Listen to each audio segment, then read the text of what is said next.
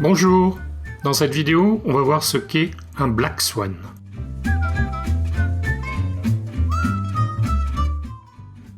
Alors, ce Black Swan qui nous perturbe pas mal en ce moment, en français on l'appelle le cygne noir.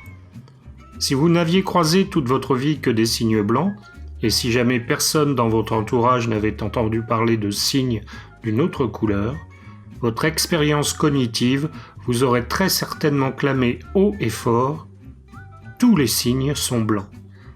Et c'est en effet ce que firent beaucoup de gens avant de découvrir l'Australie et ses cygnes noirs.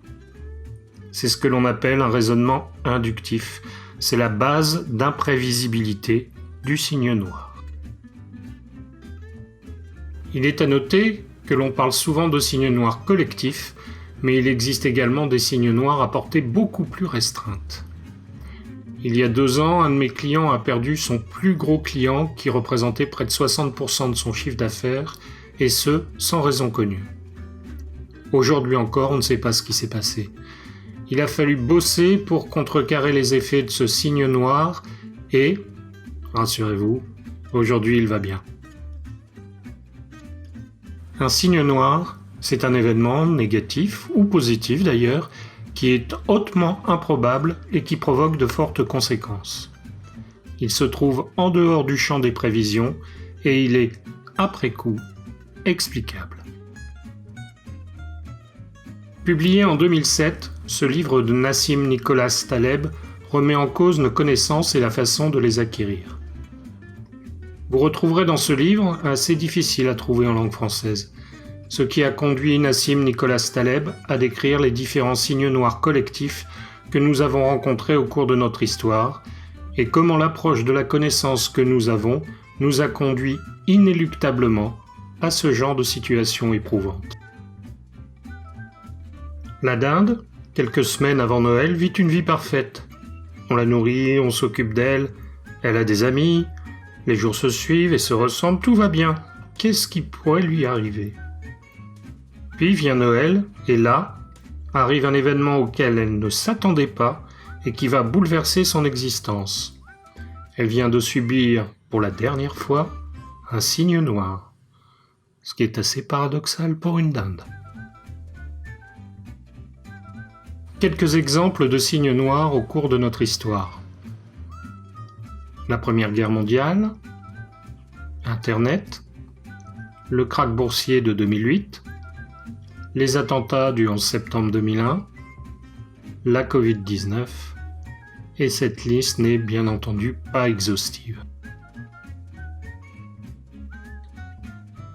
Je vous ai précisé tout à l'heure que les cygnes noirs étaient en dehors du champ des prédictions. Eh bien, ce n'est pas tout à fait vrai. Pour préciser ça, j'ai besoin de vous parler de la courbe de Gauss. La courbe de Gauss, qu'on appelle aussi courbe en cloche, s'applique à beaucoup de situations.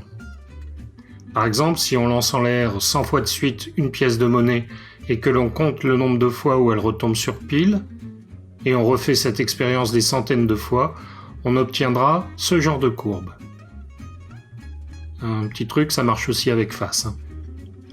On retrouvera la même courbe si on classe les individus selon une caractéristique, leur taille, leur poids, leur quotient intellectuel, leur niveau de compétence.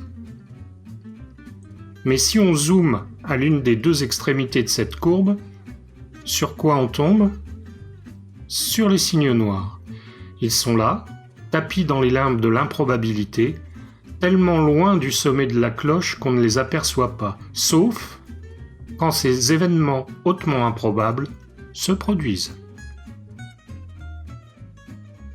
Alors, grosse conséquence pour un événement hautement improbable, ce qui n'empêche pas certains de tirer profit d'un cygne noir. Vous vous souvenez certainement du krach boursier de 2008, la crise des subprimes. Il y a eu plusieurs millions d'emplois perdus, plusieurs centaines de milliards de dollars de pertes. Quelques entreprises ont néanmoins sorti leur épingle du jeu. Paulson & Co., Plotton Partners, Harbinger Capital Group, Balestra Capital, Sion Funds. Pour ce qui est de Paulson & Co., il a même généré un taux de rendement de 690% lors de ce Black Swan. Qu'ont en commun ces différentes entreprises ? Un système de gestion alternative différent des grands groupes financiers qui, eux, ont plongé. Une profonde réflexion préalable leur ont permis non seulement d'éviter la catastrophe financière, mais également de développer leur activité. Comment prédire un signe noir ?